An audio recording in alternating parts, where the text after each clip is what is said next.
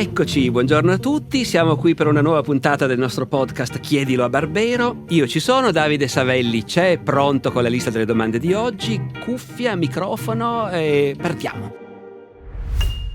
Chiedilo a Barbero, un podcast di Cora Media e Intesa San Paolo On Air. Eccoci professore, la domanda principale di oggi è particolarmente articolata, ce la manda Cristiano che non ci dice da dove ci scrive e nemmeno quanti anni ha. Io provo a leggerla testualmente. Vorrei sapere chi è stato il primo della storia a definirsi leader di qualcuno e quindi da lì in poi come si è arrivati agli imperatori fino ai nostri giorni. Mi sono sempre chiesto, cioè un giorno uno o una si è svegliata e ha detto da oggi io governo queste terre. Non vedevo l'ora di poter chiedere questa cosa, ho sempre sognato di poterlo fare. Bellissimo, bellissimo. Io però, Cristiano, ahimè, temo che la risposta sarà molto insoddisfacente, perché allora, se dovessimo prenderla alla lettera e fare un nome, lui è stato il primo, no, questo non ce la facciamo purtroppo, ecco, è impossibile. Quello che è certo è che le società umane, appena cominciano a essere un minimo organizzate e articolate, cominciano ad avere dei capi. Cominciano ad avere dei sacerdoti che insegnano alla gente come trattare le potenze celesti e cominciano ad avere dei capi che mantengono l'ordine, comandano, puniscono e così via. Quando noi abbiamo occasione di vedere delle società, diciamo fra virgolette, primitive, cioè che si sono molto poco articolate e differenziate, dove i membri del gruppo sono più o meno tutti uguali, fanno più o meno tutti le stesse cose, come non so, una tribù di indigeni americani, supponiamo, del tempo dei cowboy dei pelli rosse, no? Ecco, lì ci accorgiamo che non è detto che un gruppo abbia proprio un capo preciso, che si sa che è lui che comanda, è più un immaginario nostro dei visipallidi, l'idea che la tribù indiana ha sempre il grande capo, ecco. Ma ci possono essere però uomini più autorevoli che raggruppano intorno a sé dei seguaci. In ogni caso, tutte le società stanziali che risiedono in un certo territorio, che sono un minimo articolate, per cui c'è il contadino, ma c'è anche l'artigiano, ecco, in tutte quelle società lì noi vediamo che ci sono anche i re, i faraoni, gli imperatori e così via. Quello che può essere interessante dire è che anche in passato non si sapeva come fosse nata questa cosa, ma la domanda che si faceva Cristiano se la facevano in tanti. Ecco, tante volte in passato c'è stato chi ha cercato di capire come mai c'è il re ed è lui che comanda. Devo dire che nel Medioevo a questa domanda vengono date certe volte delle risposte straordinarie. Sono cose che io racconto spesso, quindi magari mi avete già sentito raccontare queste cose, ma ci sono così affezionato che le racconto anche adesso. C'è un romanzo francese del 200, si chiama Il Roman de la Rose, un romanzo complicato, pieno di digressioni, per noi oggi faticoso da leggere, invece per il gusto dell'epoca bellissimo, piaceva a tutti, è stato tradotto anche in italiano e forse è stato Dante, anche se non siamo sicuri, quello che ha fatto la traduzione in italiano del Roman de la Rose. Nel Roman de la Rose a un certo punto si pone in effetti questo problema, ma come mai c'è il re? E mena tutti e dobbiamo ubbidirgli? E la risposta è: ma gli uomini primitivi vivevano allegri e felici senza avere bisogno di un re. Non c'era la proprietà privata. Era tutto in comune, erano tutti amici. Poi è arrivato il primo cretino che ha costruito uno steccato intorno a casa sua e ha detto questo è mio e nessun altro ci deve entrare. E naturalmente un altro ha scavalcato lo steccato e quello che stava dentro gli ha dato una botta in testa e l'ha ammazzato. Hanno cominciato a ammazzarsi fra loro per la proprietà privata. E a questo punto, dice il romanzo, a questo punto gli uomini si sono resi conto che non si poteva andare avanti sempre così, che ci voleva uno che mantenesse l'ordine. Allora hanno preso il villanaccio più grande e grosso di tutti, gli hanno messo una mazza in mano e gli hanno detto tu fai il re. D'ora in poi se qualcuno sgarra, tu lo meni e così almeno vivremo in pace. Ora dovete pensare all'impatto emotivo di una spiegazione del genere in un mondo in cui i re di solito alla gente dicevano è Dio che mi ha messo in trono. Io appartengo a una dinastia nelle cui vene scorre un sangue sacro ed è perciò che dovete ubbidirmi per volontà di Dio. La versione del Roman de la Rose è un po' più laica. Peraltro ce n'era una ancora più inquietante, devo dire, già prima, che veniva niente meno che da un papa, Papa Gregorio VII, il quale al tempo della lotta per le investiture, ricordate che l'abbiamo studiata tutti a scuola, no? Ecco, la lotta per le investiture tra il papa e l'imperatore. In quel momento Papa Gregorio VII si trova a scrivere a un vescovo e gli viene voglia di spiegargli che appunto non è vero niente che l'imperatore l'ha scelto Dio e regna per volontà divina. Dice Papa Gregorio VII, sai perché ci sono gli imperatori e i re e i duchi a questo mondo? Ma sono quelli che hanno rubato più degli altri. Sono quelli che si sono messi in testa di essere superiori agli altri quando gli uomini sono tutti uguali, dice il Papa, e per dominare gli altri hanno ammazzato, hanno rubato, hanno saccheggiato, hanno fatto tutti i peggiori delitti, spinti dal diavolo. E poi si sono seduti in trono e si sono messi la corona in testa. Ecco, come vede Cristiano, non ho risposto alla lettera alla domanda, però spero almeno di averti fatto vedere che la domanda ti do del tu perché ci siamo convinti che sia un ragazzino, vero Davide? Sì, in magari effetti poi non è così. ci è sembrato. Ci perdonerà se non è così. Comunque, se non altro punto, la domanda se la sono posta in tanti nel corso della storia umana. Sempre in tema, c'è una domanda che riguarda il primo re di Roma. Ce la manda Gianmarco da Fabriano che scrive: vorrei chiedere se il professore propende più per la teoria della reale esistenza di Romolo o verso quella che la scrive a leggenda, e se fosse possibile avere una spiegazione in merito. Allora, questa è una domanda che tocca un punto molto importante, oggi molto discusso degli studi sull'antica Roma. E su cui io premetto subito non ho una certezza mia, perché si tratta di una questione, ripeto, controversa, e in quei casi uno può avere un'opinione sicura soltanto se ha messo le mani in pasta proprio, se ha studiato personalmente le cose. Io so qual è la situazione attuale del dibattito, diciamo.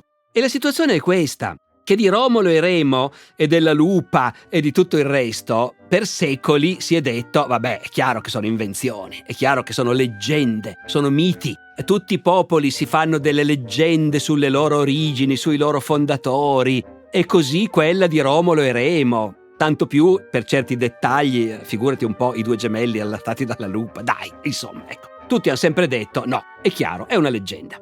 Attualmente il discorso è stato riaperto perché uno dei più famosi archeologi italiani, Andrea Carandini, nel corso dei suoi scavi a Roma, sul Palatino e in altri posti, ormai da molto tempo, trova strutture databili all'VIII secolo, quindi al secolo secondo cui, già secondo la tradizione, insomma, sarebbero vissuti Romolo e Remo e sarebbe stata fondata Roma. Ecco, da tempo Carandini fa dei ritrovamenti che, secondo lui, intanto dimostrano che la cronologia tradizionale è vera, che Roma è stata fondata davvero nell'VIII secolo, e Carandini a un certo punto ha cominciato anche a trovare luoghi, avanzi di edifici che corrispondono, secondo la sua interpretazione, a certi aspetti specifici della leggenda di Romolo e Remo. No, ecco. Il Pomerio, cioè il confine sacro tracciato intorno alla Roma delle origini e così via. E questo ha riaperto appunto il discorso, perché l'autorità di Carandini è enorme e quindi oggi non si può più essere così sicuri che quella di Romolo e Remo sia soltanto una leggenda. Devo dire che la mia sensazione, io non sono un archeologo, è che la maggior parte dei colleghi di Carandini non siano stati granché convinti dalle sue ricerche e che quindi non si sia assolutamente creato un consenso molto diffuso internazionale intorno a questo. Però il tema è discusso. Va detto che in ogni caso elementi leggendari però ci sono comunque, e non è solo la lupa. È proprio l'idea dei due fratelli. Perché questa cosa dei due fratelli è troppo presente nei miti di troppe nazioni per non concludere che fa parte del nostro immaginario umano e non ha niente a che fare con quello che succede nella realtà. Pensate alla Bibbia, dove ci sono Esaù e Giacobbe, che sono figli gemelli come Romolo e Remo, sono figli di Isacco e dovrebbero ereditare, anzi dovrebbe ereditare Esaù che è il maggiorenne, e invece poi cede vergognosamente la primogenitura a Giacobbe. E io non lo so perché questa cosa dei due fratelli, di cui uno è il grande fondatore e l'altro invece è un fallito che viene tolto di mezzo, sia così radicata nella mentalità primitiva, ecco, ma indubbiamente c'è, e questo dobbiamo comunque tenerlo presente, Gianmarco, quando pensiamo alla reale esistenza di Romolo. C'è poi la domanda di Lorenzo, che invece è incuriosito da un altro aspetto che riguarda i potenti del passato. Leggo.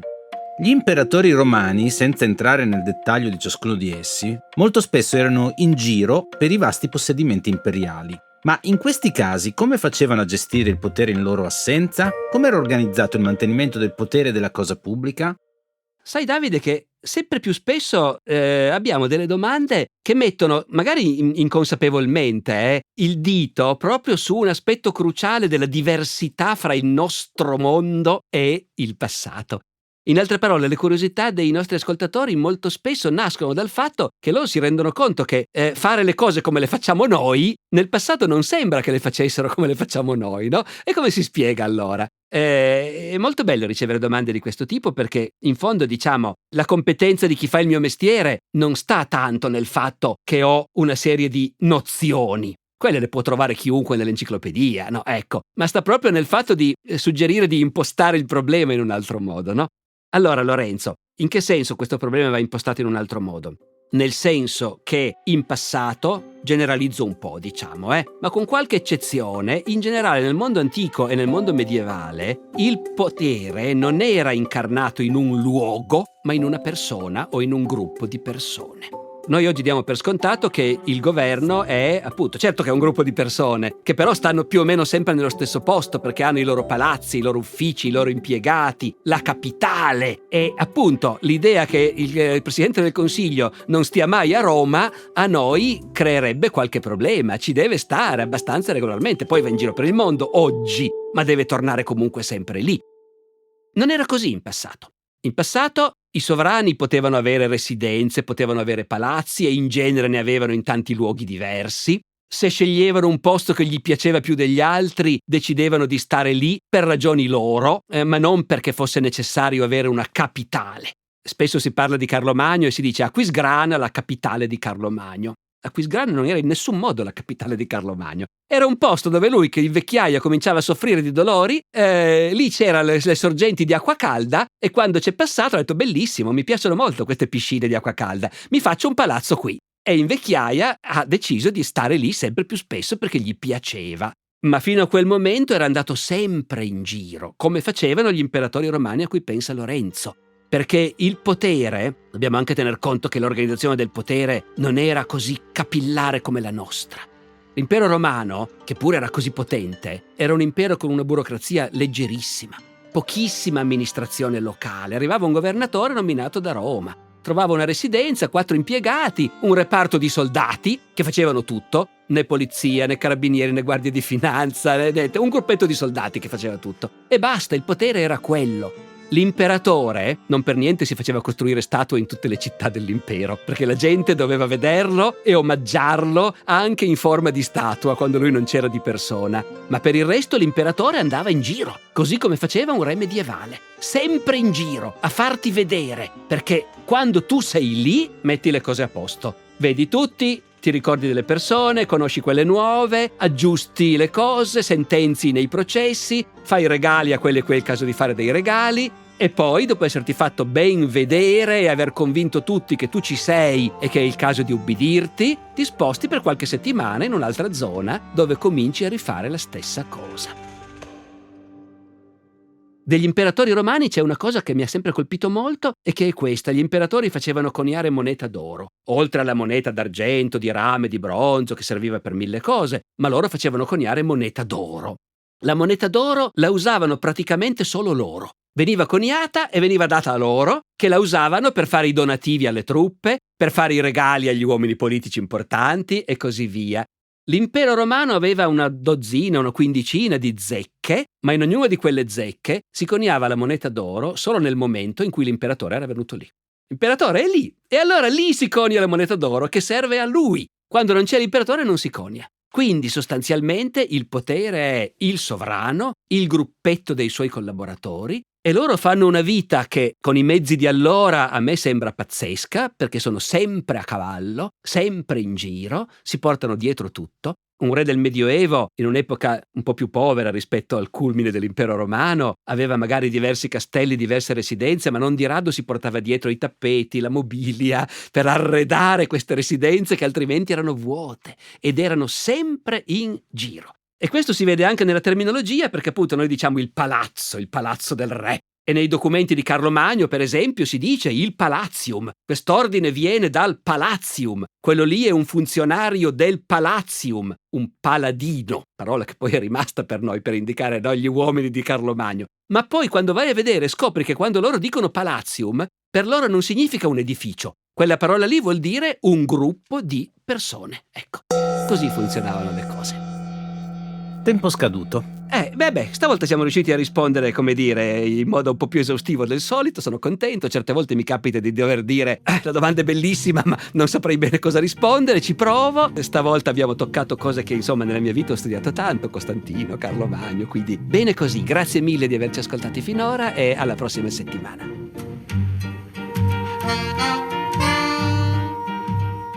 E a conclusione di questo episodio, come di consueto, un consiglio, in questo caso di visione, del film del 2019 Il primo re, diretto da Matteo Rovere e scritto insieme a Filippo Gravino e Francesca Manieri. La pellicola, ambientata nel 753 a.C., anno di fondazione di Roma secondo la tradizione, è una rivisitazione del mito di Romolo e Remo. I pochi dialoghi del film sono recitati interamente in un proto-latino parzialmente ricreato con l'aiuto di un linguista e semiologo, Luca Alfieri, mentre archeologi, etruscologi e vari altri studiosi hanno contribuito in modo fondamentale alla ricostruzione scenografica degli insediamenti del tempo.